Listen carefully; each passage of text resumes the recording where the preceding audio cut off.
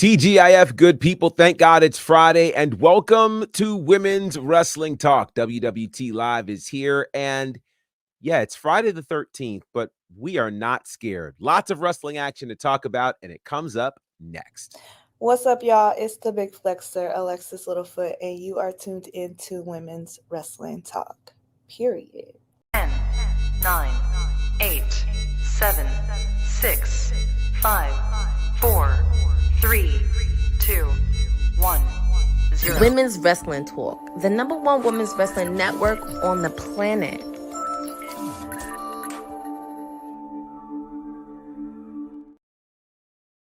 TGIF family, happy Friday, and welcome to WWT Live. I hope you guys are doing well. I am Gerard Bonner, aka the Professor, or whatever you guys feel like calling me today. And it is good to be back with the crew. It has been a very, very full week on what we call WWE Week. And we wrap it up tonight with a lot of things. There are actually two major events happening at the same time tonight. We'll get into all of that and a lot more, but I am not alone. I am joined by the master of all things PR, the beauty queen herself. Courtney is in the building. Courtney, how are you? Hello, happy Friday, everybody. I'm doing pretty good, especially after a loss to my Dolphins. If anybody doesn't know, I'm a Dolphins fan. We lost to Buffalo, but Tua's going to be fine. He's in concussion protocol. Season's not lost, but they're going to be fine. But overall, I'm excited to be here. And it's Smackdown season premiere during USA Week. Yeah, it's going to be a big week. I did not know that you were a big football fan, let alone B, a Dolphins fan. So that's kind of interesting. Yeah. So even though I live in Jersey, I became a Dolphins fan because my grandmother was a fan way back in the 70s when Don Shula and Bob Greasy was the quarterback. And I think it was Super Bowl 6 because that was the season they were undefeated. And my grandmother asked my dad who was going to win between Washington and the Dolphins. And he ended up picking the Dolphins and they ended up winning. Okay. Well, it's always interesting to figure out the origin stories for people and their affinities for teams. It's always very, very interesting, which is cool. Now, I don't know if elected officials have favorite teams, if they're allowed to have teams outside of their jurisdiction, but we're going to find out as the councilman is officially here. Councilman, how are you, sir? NXT, border fight! NXT, border fight! NXT, border fight! NXT, border fight! Oh my goodness! Please tell me I didn't miss the combo. Please tell me I didn't miss it. You guys are hilarious. Councilman, how are you, sir? I am ecstatic, man. Tuesday night was already great and stacked. And you made me forget a whole main event when I saw the professor on there. I mean, all the angles. All the angles. Oh, not one little blip. Not like, hey, was that? No, I'm talking about close-ups, sides, replays, everything. The professor, look, we've been calling it. The hashtag, they are here. We out here. That's crazy. It's funny. I have not even had a chance to watch it back yet. So that's hilarious to me. That is wow. You are all in it. Like I'm not hyping it up like from when they got to the top. Yeah. And top down, all you see is you the entire way. Even when all the way to Ethan Page coming out, you're right there. Nuts. That's hilarious. Wow. That's crazy. It was so great, bro. It was so great to see you up there, man. Wow. Thank you, man. I appreciate that. That was a lot of fun going down to check out NXT. I've not had a chance to check out NXT in Orlando. I've had a chance to check it out in some other cities, but that was a lot of fun. So I appreciate that for sure. Councilman, you doing good? Yeah, man. It's Friday. I'm ready for like Courtney said. I'm ready for this 3 hours of SmackDown, man. We know what the opening match is, so if that's just the opening match, what is the rest of this 3 hours gonna look like? Yeah, it's going to be a very interesting night of wrestling, and we're going to dig into all of it. But of course, we're going to kick things off with the fact that today was the official on sale date for Survivor Series Vancouver. and the official poster is dropped, and that poster is fire. It's going down at the Rogers Arena in Vancouver. We're looking forward to War Games. And I don't know that we want to start predicting for War Games, but how are you feeling about this Survivor Series in Vancouver? Are you already excited for it? Courtney, we'll start with you. Oh, actually, that's one of my lists is go to Canada. That's actually one of my lists. And Okay. I always love it when WWE comes to Canada. And plus it's exciting because I actually do enjoy Survivor Series. That's actually one of my favorite pay-per-views of Survivor Series. So that's really exciting. I'm very curious on what storylines are gonna happen after Bad Blood is done. So it's gonna be very interesting with the War Games and of course the classic 5-on-5 Survivor Series and also any other additional storylines. So I'm very excited on what they're gonna do during Survivor Series. For sure. Councilman, man, are you pumped for Survivor Series? Could you be making a trip perhaps to Vancouver? I mean, my birthday is in November, real TK. Just throwing that out there. If some tickets or passes can get thrown my way, I can book my flight. I'm passport bound, okay? Oh, yes. That's just the average Texan. I got my passport. So I'm just throwing that out there, real TK, if you're watching this. But yeah, I'm excited. Just from it being in Vancouver, we know how that crowd gets. So we already know that's going to be phenomenal, especially having War Games there. I'm interested in the poster, though, because the tribal chief is in the front of this poster, shining bright. So just what does that lead to after Bad Blood? Are we going to have the Timu bloodline versus the bloodline there? Could we potentially see our first how do they call it, mixed War Games with Judgment Day and the Terror Twins hooking up with Jey Uso and maybe 2 other people to do that? We already know that the women's tag team champion is going to be action. It looks like November is right around the corner, so I look forward to seeing what's going to be the stat card in this. That's pretty exciting for sure. And our friends in the chat are having lots of fun. So, Jordan, good to see you. We're definitely going to get into Smackdown in a little bit. Oh, yeah, the real DM Hunk. That's great. That's great. That is great. Good to see you. Good producer. Let's see. JD is in the house. Good to see you there, JD. Usual elected officials are on their own team. That's great.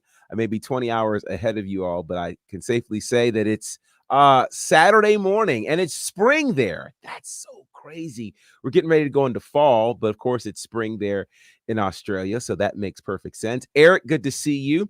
Indeed, happy Smackdown and Victory Road.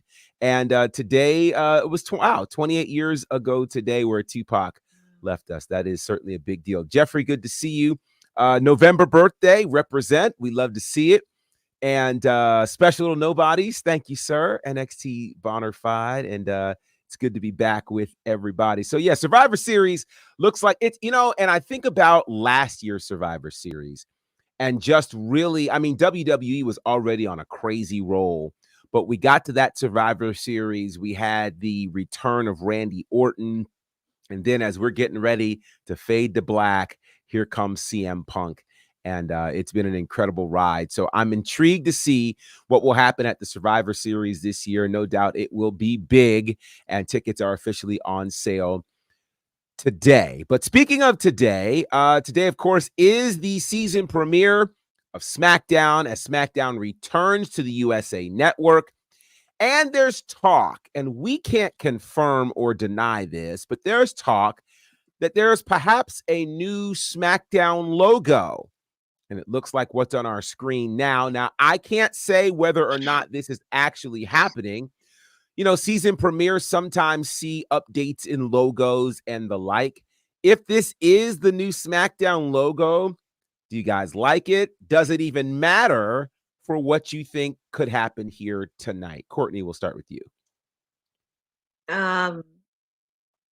It can go both ways. I'm not sure because sometimes people will post out the logo, but sometimes it may not be what it is when you first see the season premiere. So it can go both ways.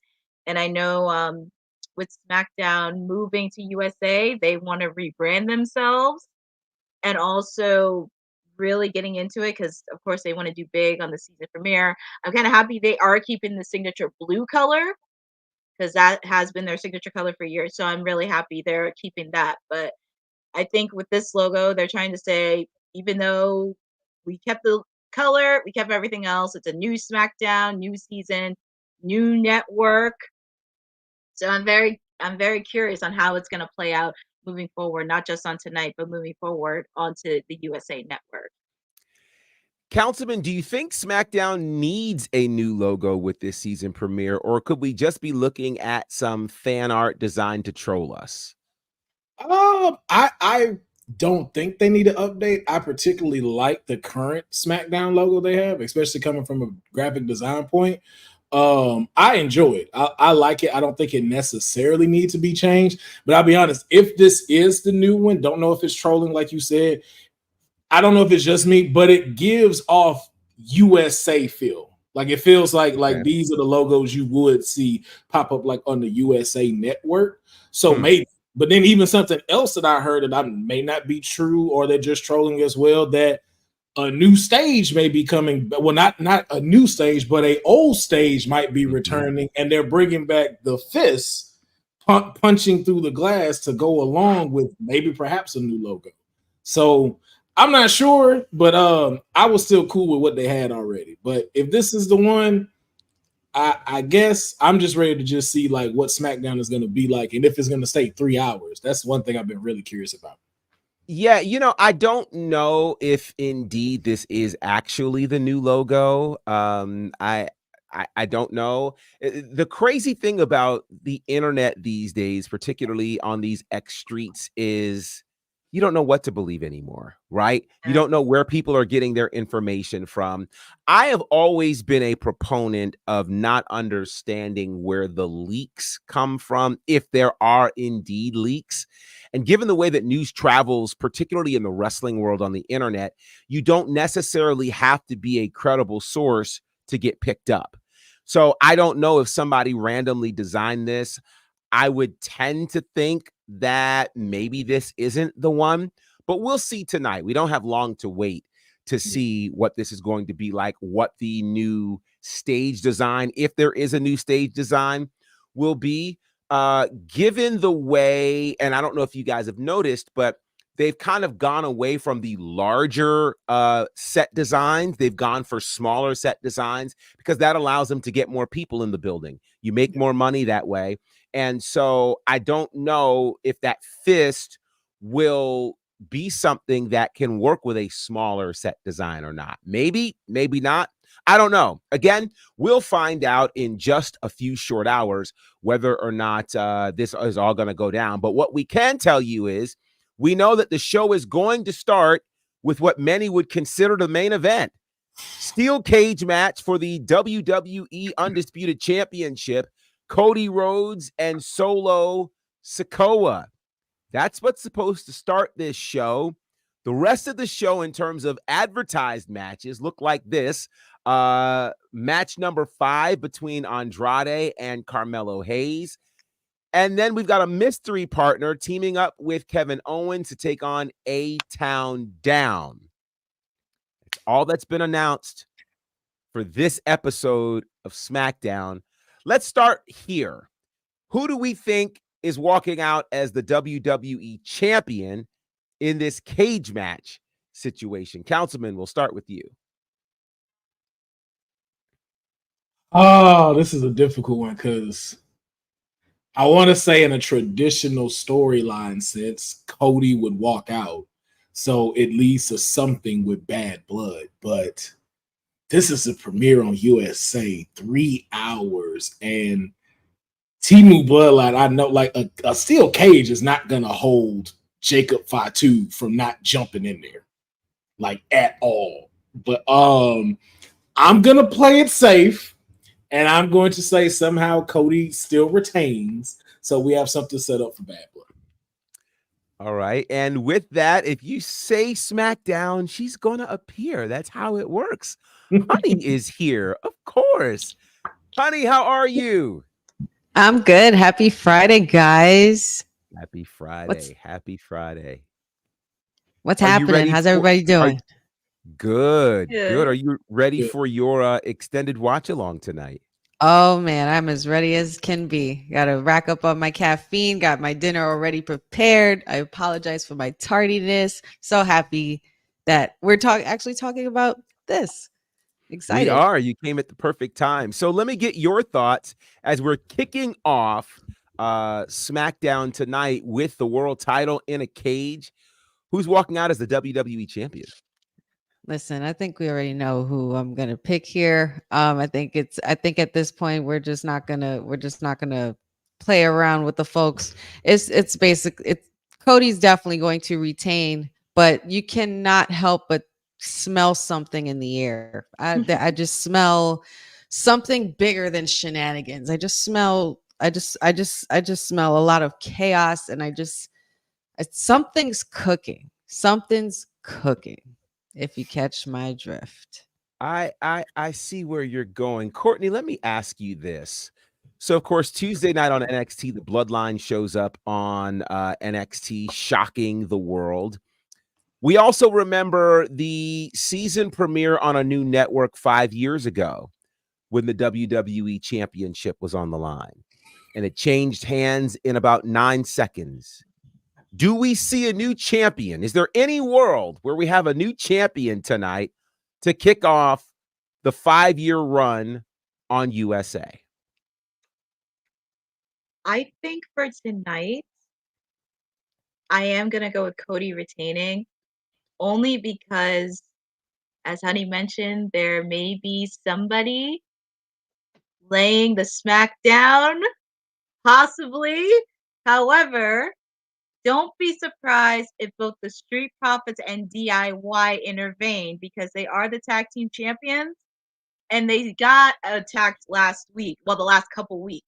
So I would not be shocked if either one of those teams comes in and evens the odds with Cody because they probably still have a beef with the Bloodline since they are running amok of the tag team division on SmackDown. So it can go either way. But I do believe Cody is going to retain. Okay. Should be a strong way to kick off the show, which will be 30 minutes commercial free, the first 30 minutes, that is. So that should be interesting. Andrade and whoa. We need the NXT Bonafide prediction as well, sir. Who do you see walking out when the cage comes up holding the belt? You know, this is interesting. Because I don't think tonight is fully a predictable night.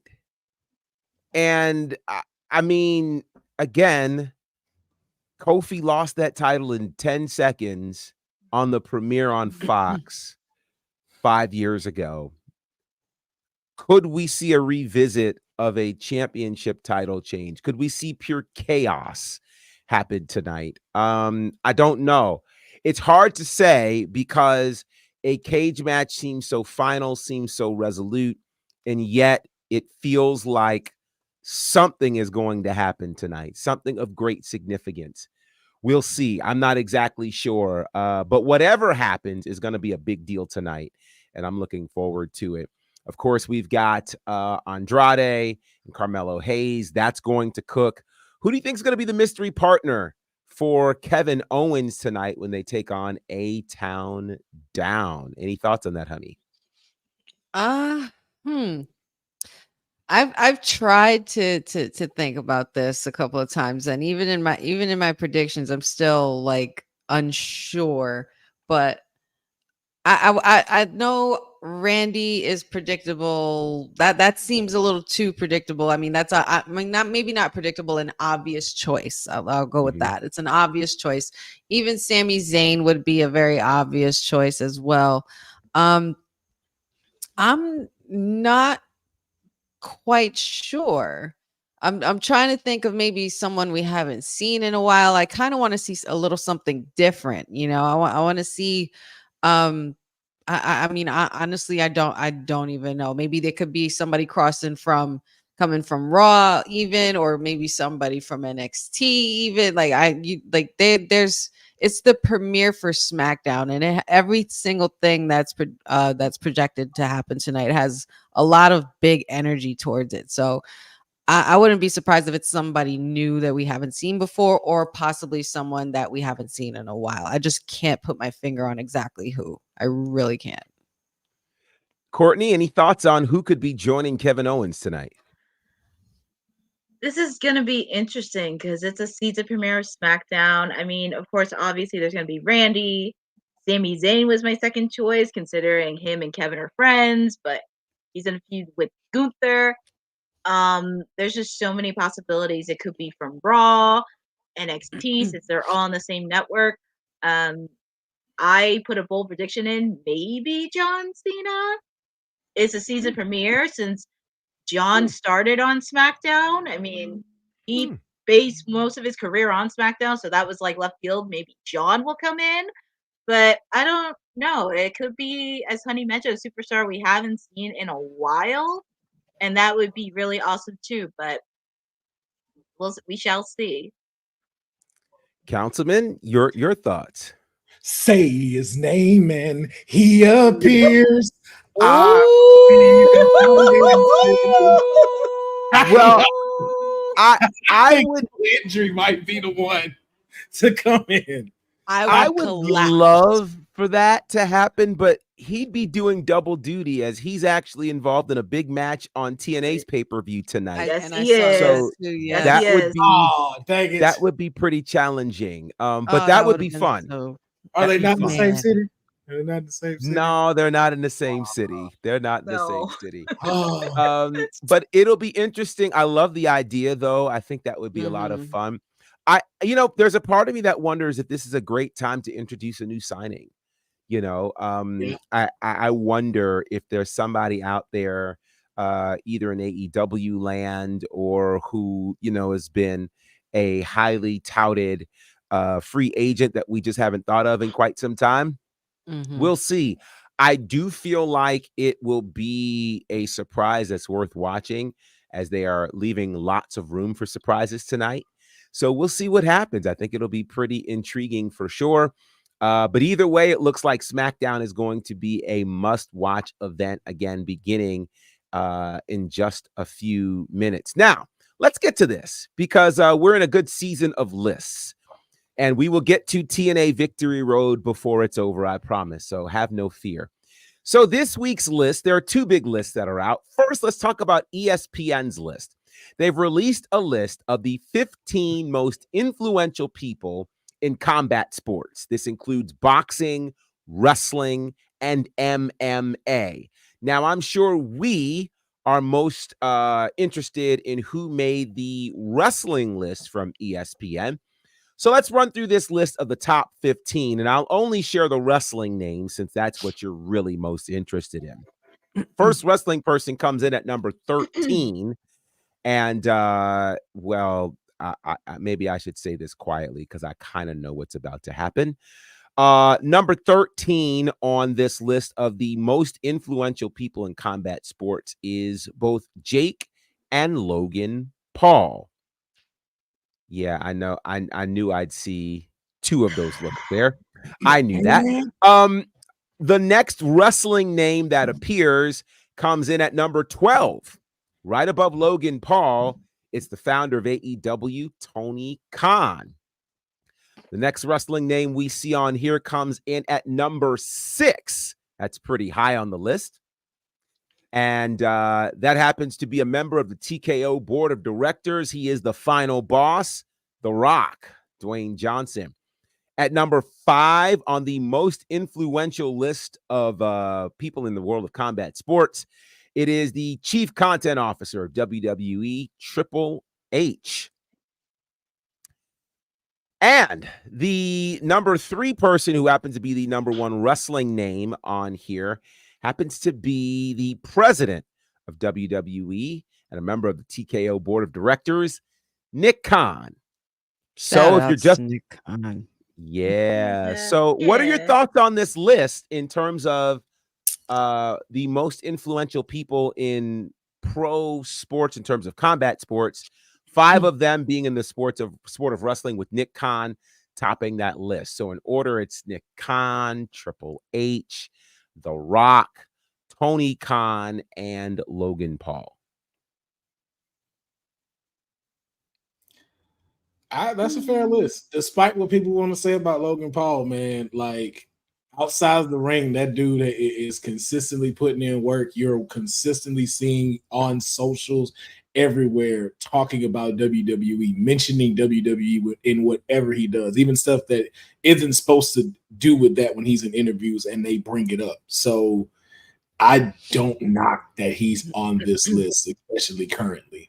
Final Boss just makes sense. I guess the only one I'm sure of is like I'm not too much like familiar with Nick Khan. Like, has he just jumped into wrestling, or has he been like a part of this thing for like some time now? Well, Nick Khan showed up in WWE a couple of years ago, but prior to that, he had been a very high-powered agent. He's worked with The Rock. He's worked with a lot of people, and he's a longtime wrestling fan. And he really kind of came in, I believe, to help broker the sale of WWE, and he's done that and has really positioned WWE in an incredible space. So yeah, Nick Khan is Okay. He's a true wheel and deal kind of guy. He really, really is. Not mad at that then. Not mad at this list at all. Yeah. Nah, any other thoughts? Go ahead. I can honestly say I'm not mad at this list. I mean, I understand the Paul brothers, but I just can't think of any way that they've influenced me personally. But other than that, I guess shout outs to them. But the Final Boss definitely makes sense, considering the influence he had on this whole year. Like not even being part of the whole year, but at least the first half of it, which was quite the chunk, because he was taking over in wrestling and business, and he has these movies coming out as well. Like he just continues to grind, and then the Papa Tui product as well. Like he's just done so much. And Tony Khan, okay, I'm surprised he made it that far down in the list, which isn't bad for him. I guess that's cool. And let's see, shout outs to Nick Khan and Triple H, man. And Triple H, I'm not mad at that at all. Obviously, I mean they call him the game for a reason. He knows it. He knows it. He is it. He plays it. He's the man. Yeah. It's definitely a thing. So I'm excited to see again what comes of this list. But speaking of lists, this is also the week for one of the most coveted lists in all of pro wrestling. Time to talk about this list, the PWI 500, which dropped earlier this week. It's now in its 34th year. This is specifically and usually for the men. The women have their own list, which has grown into the PWI 250. If there are women on this list, they are women who have actually regularly competed in intergender matches. And that's why you will see some women on this list. So as we tend to talk about lists over time, criteria are important. So the criteria for the PWI 500, first of all, the evaluation period was from August the 1st, 2023 through July 31st, 2024. And it features a few things like win-loss record, championships won, quality of competition, major feuds, prominence within a wrestler's promotion, and overall wrestling ability. And with these particular lists, they usually have like a baseline requirement of the amount of matches you will have had to have wrestled to be included. And that's usually like 10 matches or so in a 6-month period. So I saw, and I'm not even spending a lot of time on this, but explaining those criteria becomes important because I see MDB in here mad because Roman Reigns isn't on the list. But if you understand that Roman Reigns has not wrestled 10 matches in that calendar year, that's why he's not on there. Remember, he left after WrestleMania, only literally had a handful full of matches between August of last year and July of this year. So that's why he's not on the list. From there, we'll talk a little bit about the list. I'm just going to go through the top 10 for the sake of this conversation, and then we can kind of dig into some more of that at another time. But here's the top 10. At number 10, and this is actually pretty intriguing, it's Mystico from AAA, who was the original Sin Cara and he's really kind of found himself back and had an incredible year in AAA. Number 9 is the current world heavyweight champion, Gunther. And if you think about his year, that makes sense. Number 8, it's Jon Moxley, who in that time frame won the IWGP World Heavyweight Championship, among other things. Number 7, it's MJF. Number 6, Damian Priest. Number 5, Tetsuya Naito. Number 4, Seth freaking Rollins. Number 3 is Will Ospreay. Number 2 is Swerve Strickland. And topping the PWI 500 for the very first time, it's Cody Rhodes. Cody Rhodes. What do you guys think so far of this top 10 list for the PWI 500? Don't think Moxley should be on here. Do not think Moxley should be on top 10. Interesting. Okay. I'm kind of curious. I wonder where's Dominic Mysterio on this list? I think the matches thing, man, why he didn't go to 10. Well, yeah. Dominic is number 69 on this list. That's actually kind of funny, but he is number 69. Wow. How ironic. I didn't make the list. How ironic.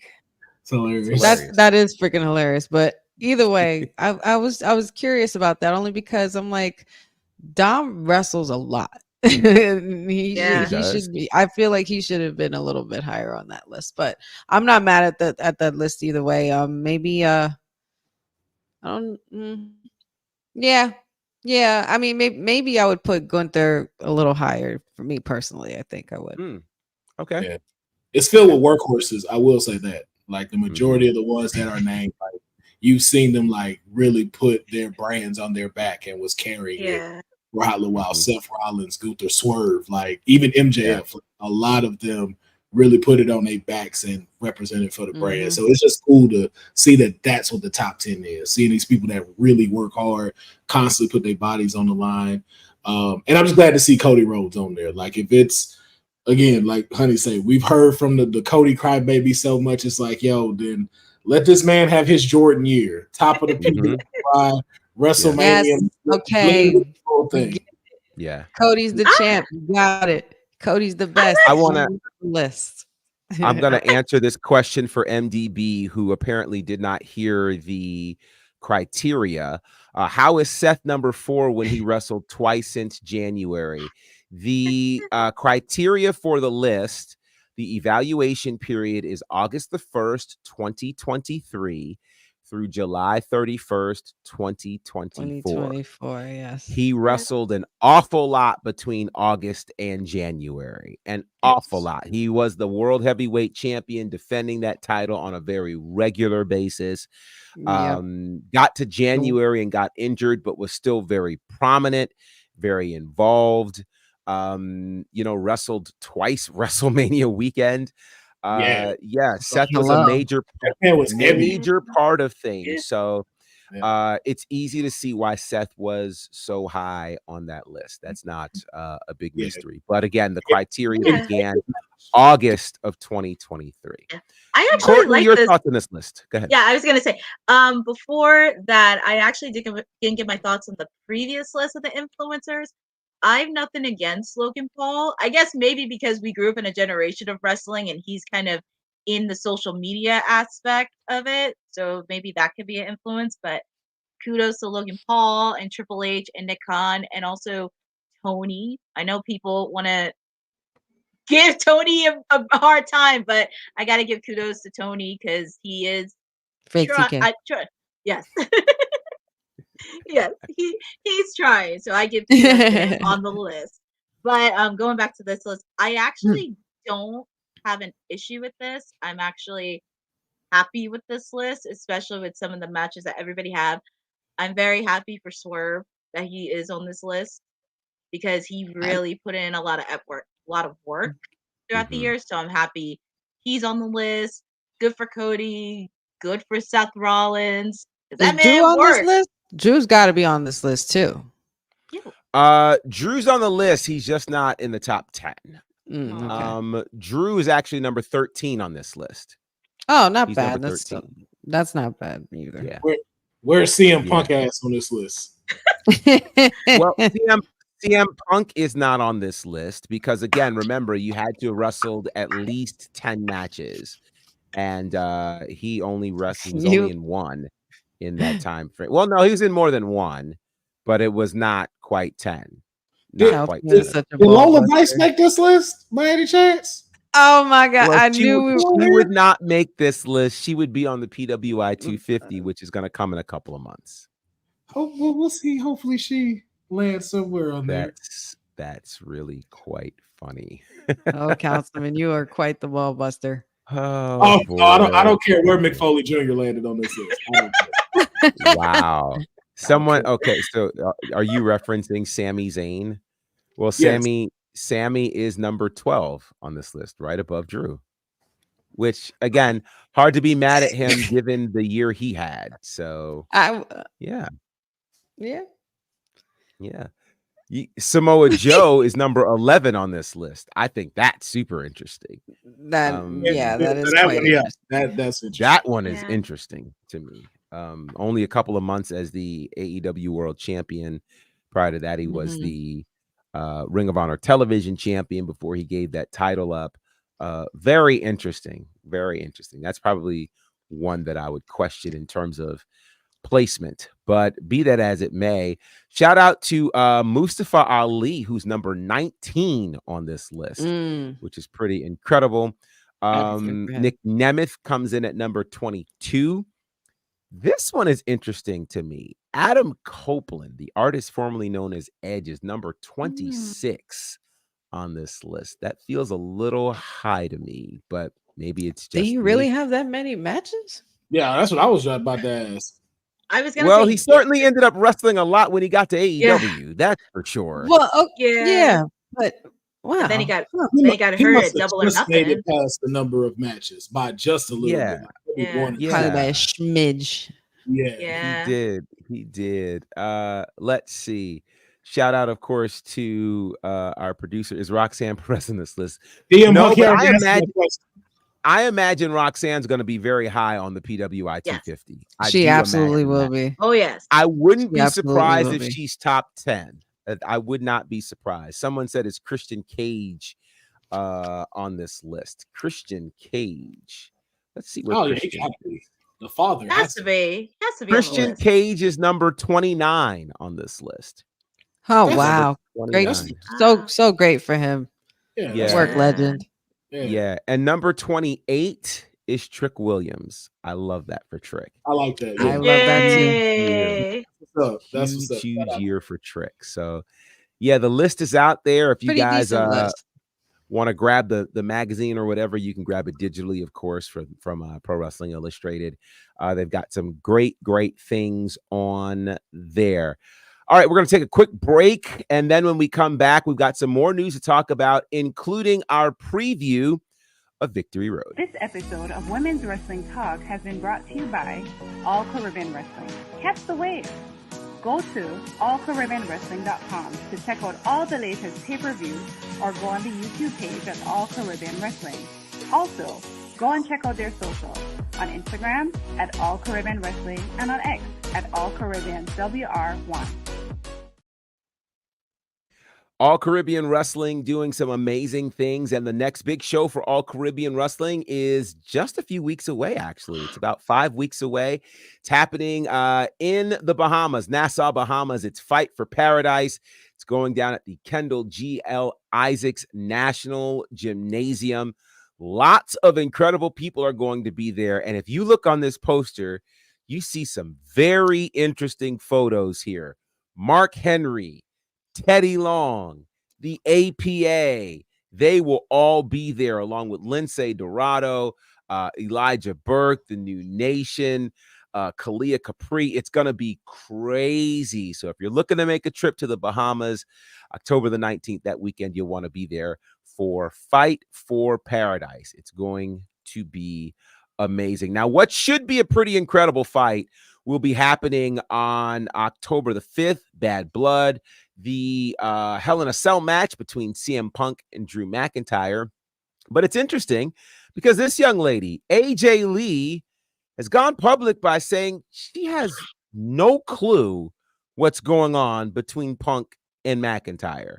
She was in a recent interview where she said, I mean this in the most loving way. I've got no idea what's going on. I'm sort of on the periphery and I kind of get looped in, but that's what I'm interested in. I'm interested in more women's stuff. And that's it. Anybody find that to be interesting, that she is just completely out of the loop on a feud that actually somewhat involves her? I think it just gives more incentive of just how CM Punk is not the best in the world, that your wife doesn't even care what you're doing. That says a lot. My wife would love to know what's going on with my stuff, and throwing it out there. This is wow. Am I wrong? Honey, would you if Matt was wrestling for your honor, would you not know what was going on? I just have 2 words for AJ. I love you, AJ, but you're lying. Because damn it, you best believe I'd want to know. Anyway, are you like, come on? I mean, of course it's always cool to be interested in the women's stuff as well, which I find that to be an interesting comment to even say, you know. So it just I just wonder what she really means by that. I can't help but wonder if there's some more meaning behind that comment than we think. But I think I would have to agree, Councilman. Any wife would want to know, absolutely. So I'm not sure how she does it. I'm very, very intrigued by this for sure. So we'll see if there's any actual truth to it. I don't know. But one thing is interesting as we're talking about, shows showing up in new places. Of course, tonight is the premiere of Smackdown on the USA Network. And in January, we've got Raw heading to Netflix. And a lot of people are automatically asking, if this is going to Netflix, will there or won't there be commercials? Well, indeed, there will be commercials when this bad boy heads to Netflix. Ironically, one of the reasons that Netflix picked it up is that they look to incorporate commercials into their own programming. And since pro wrestling audiences are used to seeing ads, they're not going to upset that particular apple cart. So they can, however, adjust the timing and the duration of commercial breaks and the like. So I think it'll be interesting. I don't know if it'll be as structured as we've seen on traditional television, but I think this ought to be very interesting to see how commercials work their way in. Plus, let's think about it. I mean, commercials may not be ideal for the viewer, but it is also a great way. It's always a great way for the WWE to make its coins on top of the coins they're already getting from Netflix. Okay. So, yeah. Okay. If they're going to do commercials, do commercials. And I have a Netflix with commercials already. So, this works for me, but I also do it. I know can't everybody do it, but I have a lot of friends in LA. So like, it's always great to have commercials to support them because a commercial will pop up and I see them on there and stuff. And it's like, oh snap and everything. So it's just cool. Absolutely. And that's another part. Again, I don't think people think about is there are people who get paid when these commercials show on. There are people who get exposure and all of that type of thing. So we want to see that. We want to see that for them. So, yeah. Meanwhile, though, of course, Monday Night Raw will be on USA until January when it heads over to Netflix. And I believe in October, Raw will return to 2 hours. Whether it'll be on 2 hours for Netflix, that's still up in the air. That hasn't been announced, but we'll get to that in a little bit. Now, speaking of WWE brands traveling, of course, NXT is set to begin on the CW in just a couple of weeks. October the 1st is the date. And I can tell you there's a lot of talk about this. And one of the big talking points is NXT really wants to be able to pull 1 million viewers on their debut on the CW. So here's my question to you and to the good folks in the chat. What will NXT need to do to pull 1 million viewers on October the 1st?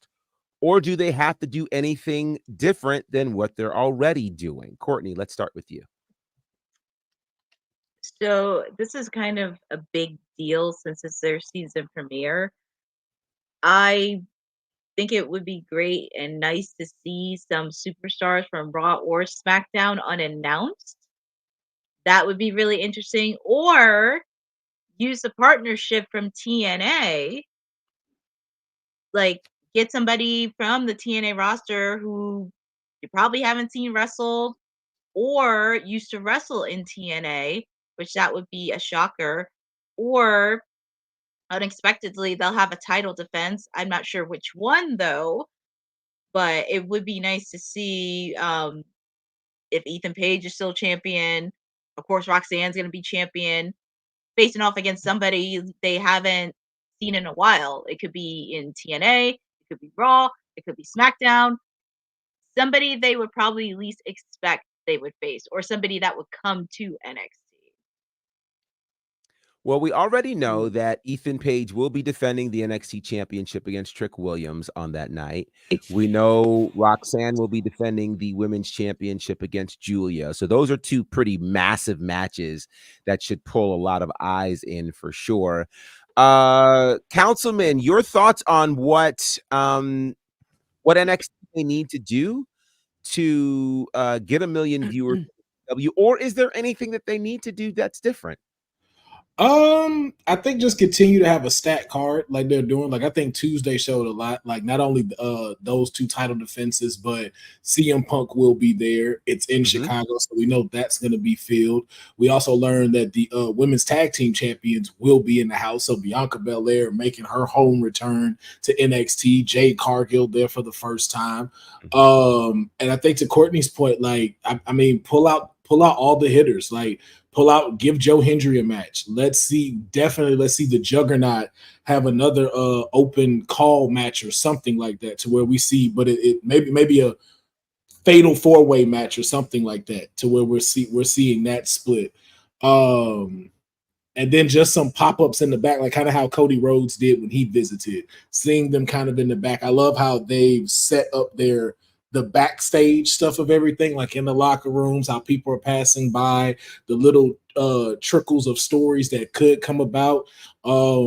Maybe even some debut stuff, like maybe Stephanie McCool having her debut match when CW starts. So, and Chelsea Green. You're going to need Chelsea Green there. You're going to need your comedic timing there. And maybe something big with the tag team champions.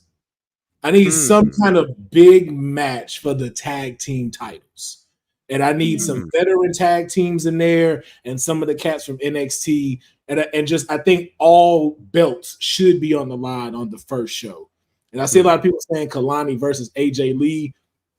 No disrespect to Kaylani, but if AJ Lee goes for anybody, she got to go for my client. When she retains against Julia, if you end it with AJ Lee coming out and it's a standoff and it goes off, that's 1 million right there. That's it. Y'all hit that. That is. That is. I know. But I know you mentioned. Oh, sorry. Go ahead, Courtney. Councilman, I know you mentioned tag teams. But will we see a particular tag team from TNA appear on NXT? I wouldn't mind a title versus title knockouts tag team versus the WWE tag teams.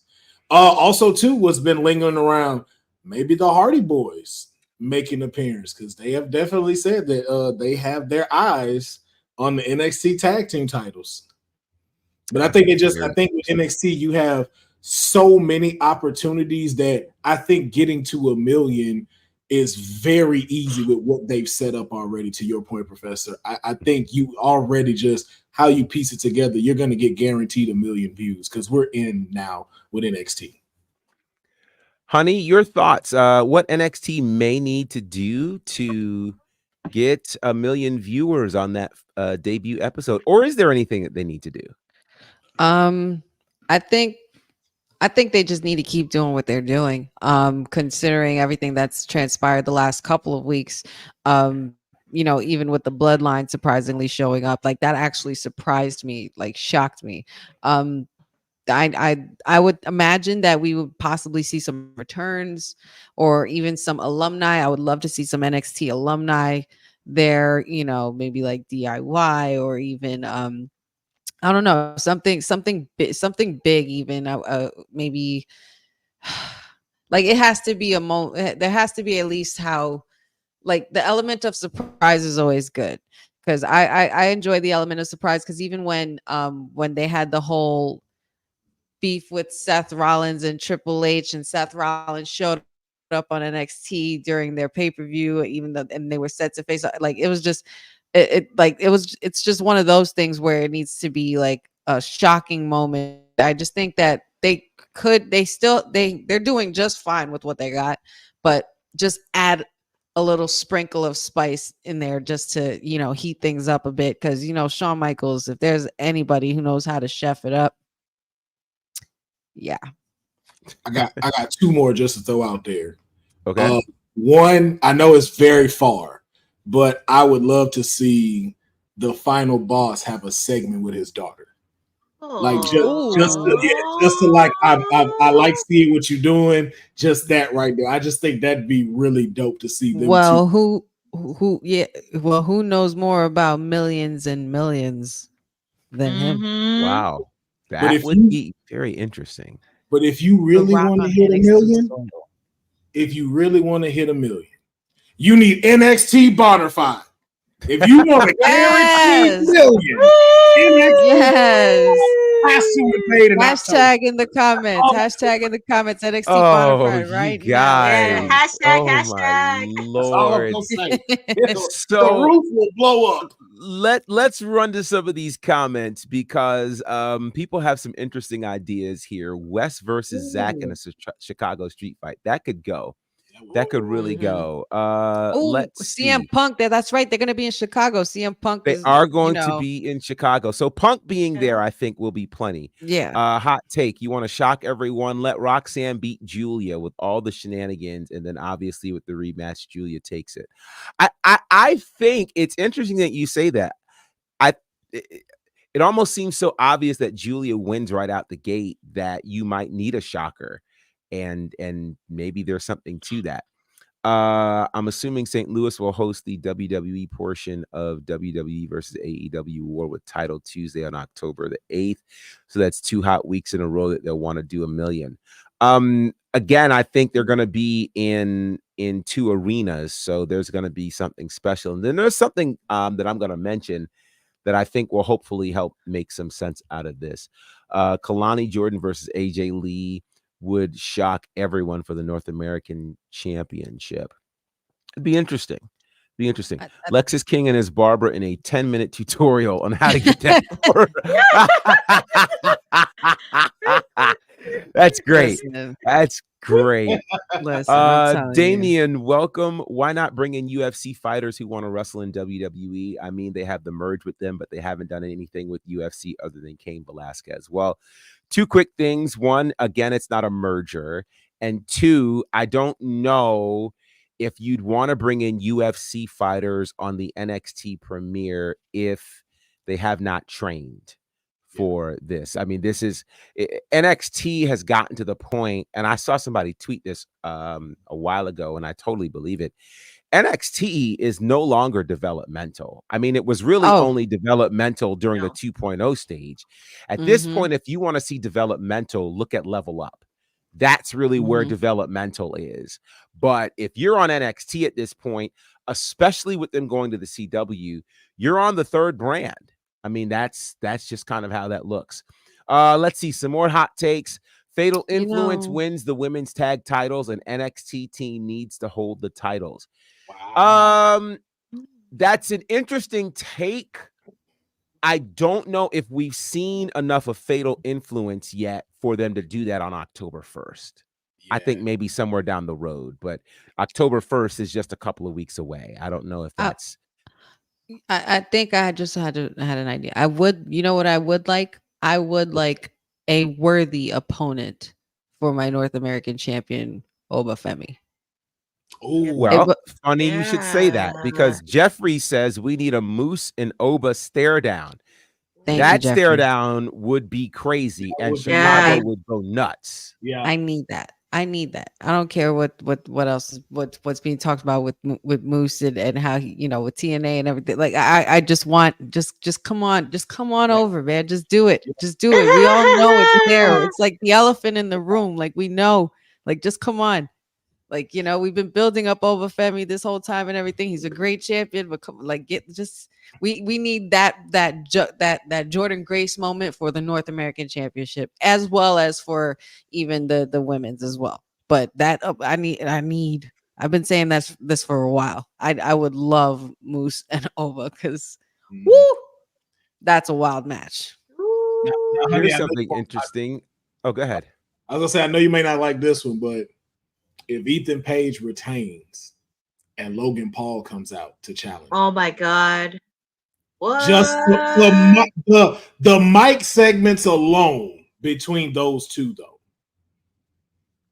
could be. I'm gonna fight all these urges, my brother. Don't you use my clip against me? Don't you use my clip against me? This is an interesting take from Jack's Packet. What if the Motor City Machine Guns show up? Now, I'm here for that against Axiom and Frazier. That would cook. Oh my God. Would cook. That would cook and cook real big. Let's see. There's a lot of comments. I'm trying to see what else. Unholy Union, NXT champs. Well, they were already NXT champs, and of course, the NXT Women's Tag title is merged into the WWE Women's titles. If Ethan Page retains, I hope Josh Alexander has a hand in that, especially since in the last 24 hours there are rumors that he's leaving TNA. It'd be interesting. Just worried about the reaction of a team given the caliber of Motor City Machine Guns in NXT. Well, remember, Boza, they're going to be in Chicago. Yes. So in Chicago, it's a strong wrestling town. Plus, remember, this NXT crowd has always been, dare I say, the smartest of the WWE crowds. Raw and SmackDown tend to be a bit more commercial, but the NXT fans are the diehards. Remember, these are the people who knew everyone from TNA that walked through the door. So if they knew everyone from TNA, they're going to know the Motor City Machine Guns. That's for sure. Now, I want to throw this in here, and I'm going to say that it's probably going to be easier for them to hit 1 million than we think. And here's one of the reasons why. The ratings for SmackDown, once SmackDown went to Fox, were the highest ratings in all of WWE for any WWE show. And that's because you're dealing with a show on broadcast television. The CW is very much broadcast television. Anybody can get it anywhere. You don't need cable for this. So that automatically opens the opportunity for there to be more viewers than on a cable network. You couple that with a really strong showing. And if you look at the cards that NXT has been putting together just for their weekly show, I mean, Tuesday's card was insane. It was insane. So they're giving us PLE quality at this point, kind of like the Black and Gold era did. So I think we could really see something very, very special happen in just a couple of weeks in Chicago on the CW. And of course, they're stacking it up with Punk being there. Orton will be there the week after in St. Louis. So yeah, they understand the assignment in terms of what they need to do in terms of hopping to the CW. So I think that'll be very fun to watch. Needless to say, WWE programming is on fire right now. And we really, really, really love to see that. Now, quickly, we're going to jump over to the world of AEW because we found out something this past Wednesday that shocked a lot of people. Bryan Danielson, Nigel McGuinness is set for the big event that's happening in just a couple of weeks, Grand Slam in New York City. That's if Bryan Danielson is cleared to wrestle. This has been a feud that has been going on for many, many years. You can actually go back on Ring of Honor's Honor Club, and there's an entire section dedicated to this war and this particular rivalry. I'm going to ask, given all of the, there's still a lot of talk about the crowd sizes in AEW and all of the things, as well as the ratings. Courtney, do you think that Bryan Danielson and Nigel McGuinness will be able to give AEW the kind of rating and kind of attention and audience that they're used to getting at Grand Slam? When I saw the announcement on Wednesday, and when I did my live watch along, the fans were going nuts when Nigel McGuinness announced that. And anybody that's a wrestling fan knows of the history between those two. Nigel McGuinness said it on commentary many, many times. He would name call with Bryan Danielson many times. And I thought at least he was going to win that gauntlet at All In. I thought at least he would win because he did look good. He did look good in shape. And he said it many times. He wants to be the guy to retire Bryan Danielson. But I think this match is really going to be good. It reignites a rivalry that's been around for decades. I'm very intrigued on what's going to happen. Depending on Bryan Danielson's condition, I'm sure he really wants to get a kick out of Nigel. And also between the two of them, they want to at least have one more go before he officially retires. So I feel like this match is definitely something that fans are going to get excited for. And also, yeah, in regards to reports of saying, oh, half empty audience, all that stuff. Well, I mean, if you haven't seen the pay-per-views, yes, there was some empty seats in there, but some of it was filled. Especially when All Out hit, All In, there was some empty seats, but I do think this is going to be really fun, especially since it's in New York City. And New York City is a really good wrestling crowd. So I'm very excited to see this match. And I would not be shocked if Bryan Danielson came in with the final countdown. Councilman, any thoughts on what the impact of Danielson versus McGuinness could do for AEW Grand Slam? I think it'll have an impact just because of how much Nigel talks about him when he was on commentary. Again, I don't know too much about this rivalry, but every time you hear about it, people seem really excited about it. Like this seems like such a match where even the title didn't need to be involved. This would still fill up seats. So I think too, just like you said, from the history that they've had, and with Daniel Bryanson being on this like last stint of the his wrestling career, it's like, yo, close it out. I would even argue that this should have been your last match because I think he still has to go up against Darby Allin and everything like that. Correct? At some point, Darby Allin's going to be putting that his title shot on the line against Moxley. Yep. Okay.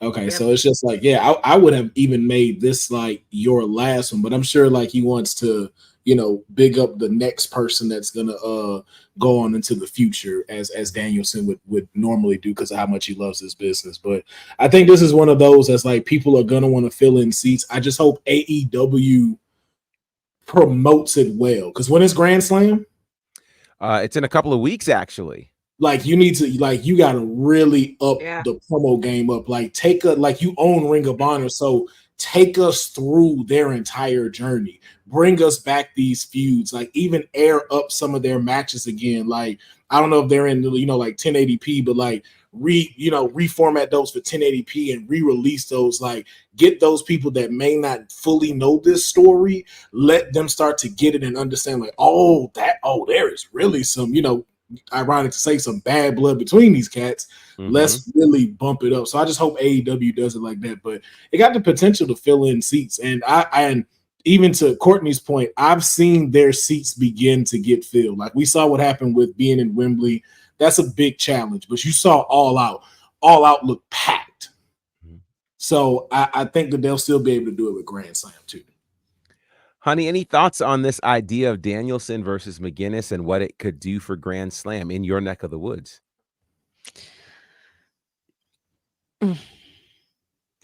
Okay. My. I don't want to know. I just mean, like, I don't mean that disrespectfully at all towards Bryan Danielson or Nigel McGuinness. This is definitely going to be a great match. I just hate the idea of the fact that Swerve dropped his title for like I just still I guess I'm still in Swerve mode, and I'm still wishing that he still had the title, because I just feel like there could have been so much more done with that. But since we're here, no disrespect again to Bryan Danielson or Nigel McGuinness, but this is actually really cool storytelling for those especially that have been indie fans for years. You could definitely see the development in this rivalry. I don't think this was something that was definitely expected. I wouldn't have expected in 2024 that Nigel McGuinness would be facing off with Bryan Danielson in this case. So, like in the wrestling business, we always say, we say never say never. So this is just something that's probably on a bucket list of items that Bryan Danielson has, and they want to revive something that they started long ago. And I'm not mad at them for that. I'm not knocking them for that at all. But I guess I'm just still in like Swerve should have kept the title mode. That's just me in my head, and I can't help it. I think Swerve will get the title back at some point. Oh, yeah. I don't doubt that. I think he really proved his worth as champion. It's going to be interesting, to your point, Councilman, how AEW uses all this footage that they have to tell this story. I think it could be a mistake to expect people to subscribe to Honor Club solely for this. I think for the fans that they have, they should be willing to at least put some degree of a story together using the footage that they have and share that story. I think it would be very, very interesting to see how that goes down. That's in a couple of weeks. Tonight, we will have Victory Road, and coming into Victory Road is this very interesting piece of news coming from Moose. Moose has made I don't even know what to do with this, but obviously he's allowed to do this. Moose has announced that when his current deal with TNA expires, that he plans to retire. He plans to be done. He says he wants his name to be synonymous with all things TNA. And that's a major, major thing. Now, in case you're concerned or worried in terms of what that means, he signed a 5-year deal with the company back in 2023. So that means he won't be retiring until at least 2028. With that said, Moose has a title shot tonight against Nick Nemeth at Victory Road. Nick Nemeth is the current world champion. Nemeth has never defeated Moose. Let me first ask your thoughts on Moose's statement to retire when his contract is up. Is Moose making a mistake by not even venturing into the land or the universe of WWE? Courtney. I mean, it's really interesting to hear that comments, considering I don't think he's ever set foot on NXT, but I would not be surprised if he teased it a bit. Because a lot of times when people say like, "Oh, I'm gonna retire after my title's over," blah blah blah, but then a couple of weeks or months later, you see them come back in a ring. So I can't really put a 2 cents in there, because with reports and leak reports now to this day on social media, it's like you don't know what's real and what's not. And sometimes you kind of have to let things play out. But I would not be shocked if he kind of said like, "Oh, I'm just gonna be in a ring." I would not be shocked if he made an unexpected surprise on NXT, like just like out of the blue, shocking people and just coming in. So that's kind of how I feel. Honey, do you think Moose is making a mistake by not venturing somewhere else in terms of signing somewhere else after his contract is up? Or is this the right move? Is it the right thing to be known as a pillar of TNA? Honestly, we've had so many others who have been pillars in TNA that have moved on to other ventures. So, I don't necessarily think he's making a mistake. I just think it's something that I wouldn't agree with, being that, we are in a different era now with other territories, including WWE. You mean to tell me you don't want to take at least one little dip in the pool? You don't want to know what it's like to be behind a machine like that, and you could be the guy, you know what I'm saying? Like, you don't, you mean to tell me you're not even curious to see if the grass is greener or not? And if it goes well, it goes well. If not, then your dignity, and you retire. Like, I wouldn't see a problem with him experimenting with his career once he gets past this. I don't see him retaining. I don't see him winning back the title. I totally see Nick Nemeth retaining. He's worked so hard up until this point. Nick Nemeth, has worked so hard up until this point, especially with the way everything transpired after being such a workhorse in WWE as Dolph Ziggler. I think that he's rightfully a TNA championship holder, so I think he should keep that title and run this new division of his for now. And Moose, come on, man, come on, just come to NXT, man. Oba's waiting for you. Oba's waiting.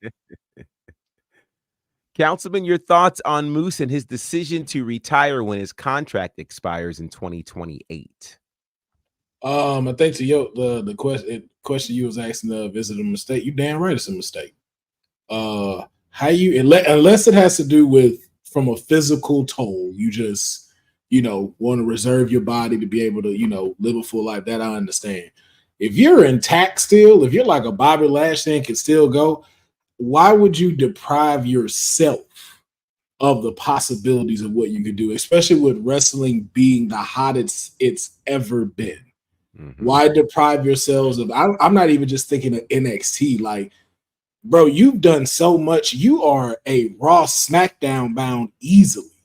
Why would you deprive us of you versus Randy Orton, you versus Gunther, you taking on Drew McIntyre?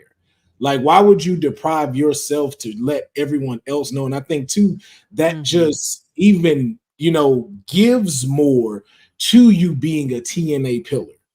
Like, it doesn't take away from you as being like, oh yeah, no, he's a WWC. No, like, we know who you are. We know where this stands. And it just makes you stronger, especially what you have in this partnership. So I don't know if it's just, him just being able to say like, hey, I've had my run, I'm good. Or he just hasn't yet to see like, hey, there's so many possibilities for you. But I don't see retirement, especially when it comes to these wrestlers. Like, they say all of that stuff, and then it's like, hey, we're offering you $10 million a year and you can come be on SmackDown, and we're going to throw you in the world title picture like that.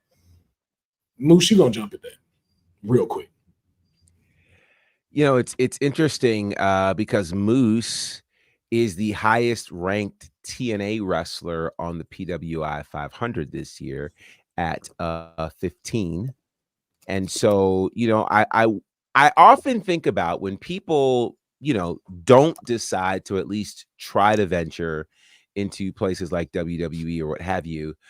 It does make me think that, not everybody has the same aspirations in terms of what they think success looks like. For some, TNA, and it's not a knock of TNA, but TNA has boasted a much easier traveling schedule for wrestlers. They don't do house shows. They tape, I believe, once every 2 or 3 weeks, so, and in their taping, they get a lot done. So you do a TNA show and you still have freedom to work the indies if you want. He being Moose has never worked a WWE schedule before, which, as exciting as WWE is, it is also by far the most strenuous in terms of travel. And so if that's not something that he aspires to, live TV versus tape TV, all the things, that just might not be his thing. We'll see. Now, granted, his tune could change. We're 5 years away or 4 years away from that contract expiring. And B, we don't know if he's going to participate in this NXT TNA partnership. So we'll see. It should be very interesting. But he does have a title shot tonight against Nick Nemeth at Victory Road, which will be in San Antonio. That actually kicks off in about 30 minutes with this countdown to Victory Road, as Steve Macklin and Eric Young will take on Jake Something and Hammerstone. Hammerstone, of course, participated at NXT this week, taking on the NXT North American champion, Obafemi. That was a crazy, crazy match. For sure. Speaking of Victory Road, I'm very interested in this one. Kushida and Leon Slater. Leon Slater, one of the youngest members of the TNA roster, coming from the UK. Kushida has done so much in New Japan and in TNA. This ought to be great. Again, the Countdown to Victory Road is available for free on YouTube, and then you can check out Victory Road on TNA Plus. Lots of matches, including the Knockouts World Championship. After all that happened Tuesday night on NXT, Wendy Chu from NXT gets her first opportunity at the Knockouts World Championship, taking on Jordan Grace tonight. Then we'll see the Knockouts World Tag titles on the line. The team of Masha Slamovich and Tasha Steelz. Tasha Steelz will be stepping in for Slamovich's tag partner, who is out on injury. So they will be defending against Spitfire. If Spitfire loses, they must disband. So that should be very interesting. Cool to see Tasha Steelz filling in. She knows quite a bit about tag team championships.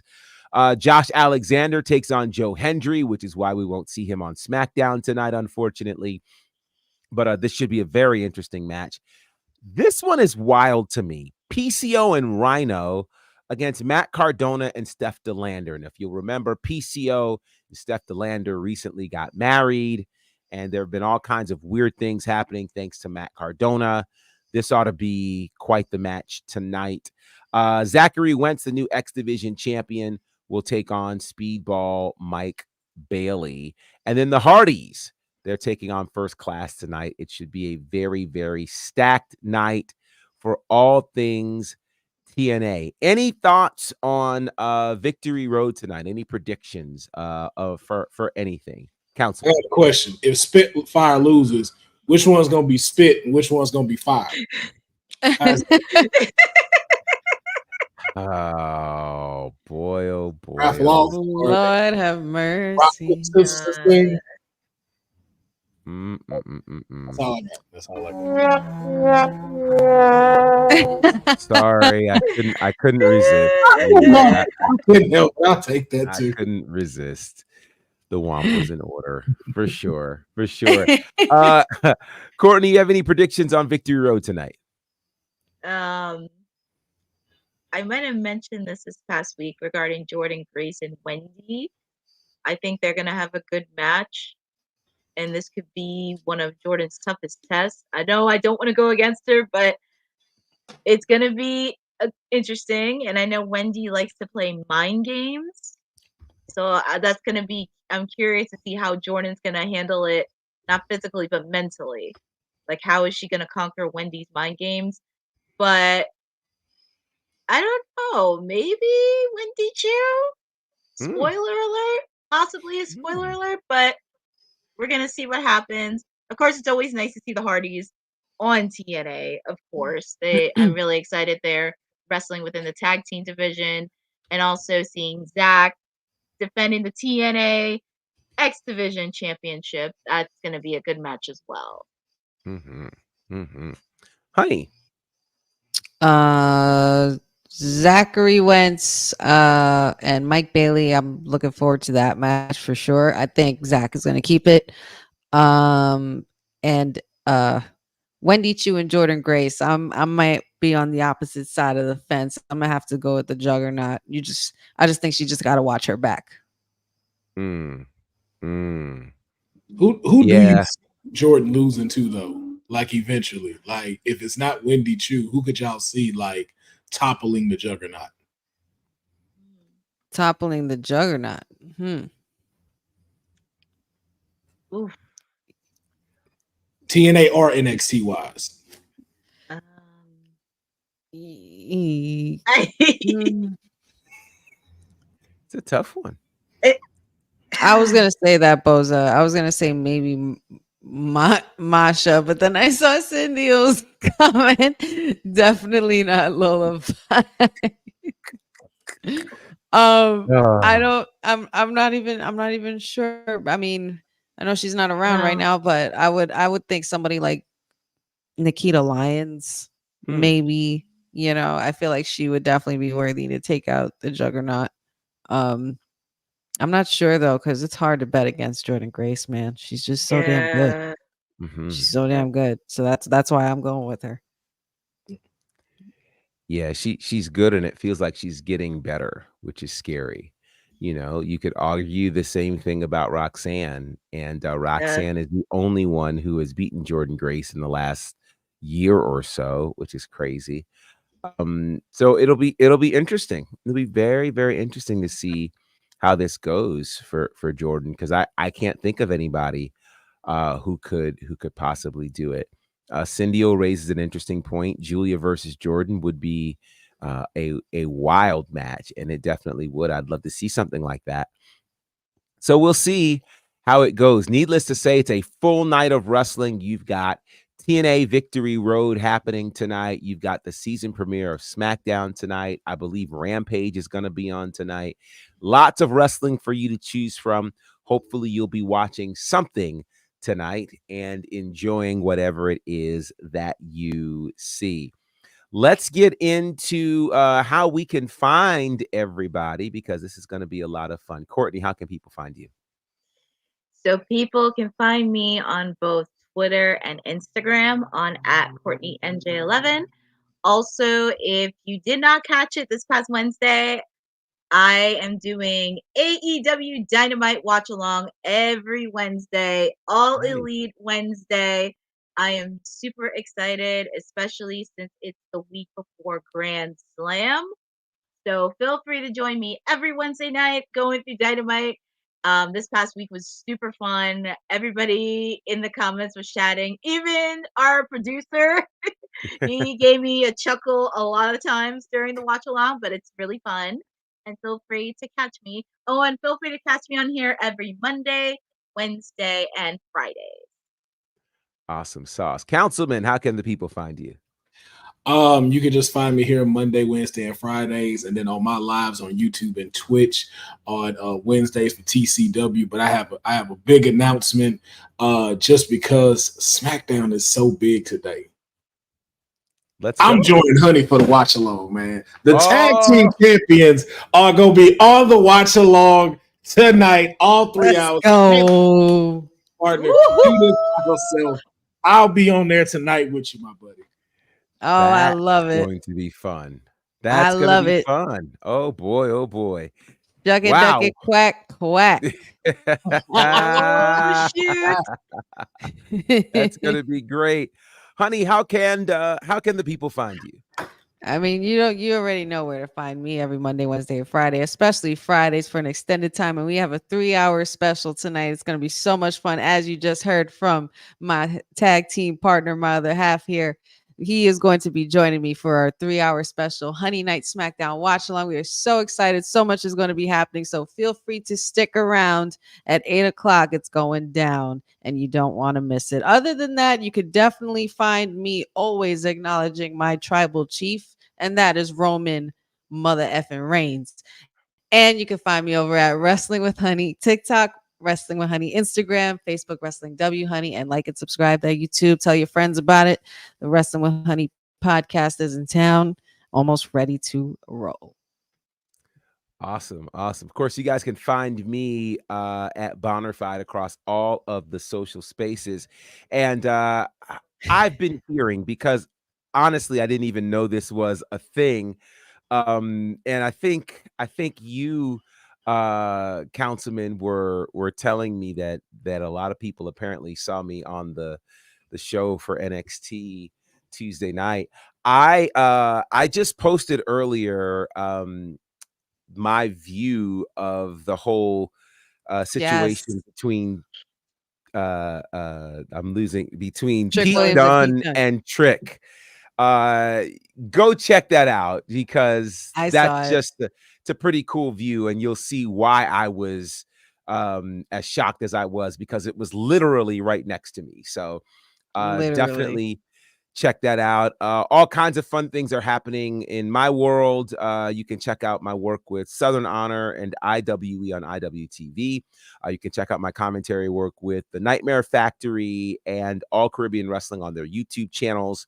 And again, we've got a big show coming up in the Bahamas, October the 19th. I've got a few shows coming up this month, actually. Next weekend, I'll be with IWE in Augusta. End of the month, I'll be with Ashe for Smile. Ashe is with you. I can't wait for that, September the 29th. So a lot of cool things are happening. Of course, you can check it all out at Bonnerfied. And of course, check out everything here at Women's Wrestling Talk at WWTalkPod across all of the social spaces. Lots of fun things happening. Check out the website, www.talkpod.com. Get some merch and do all of the things. What did Cindy say?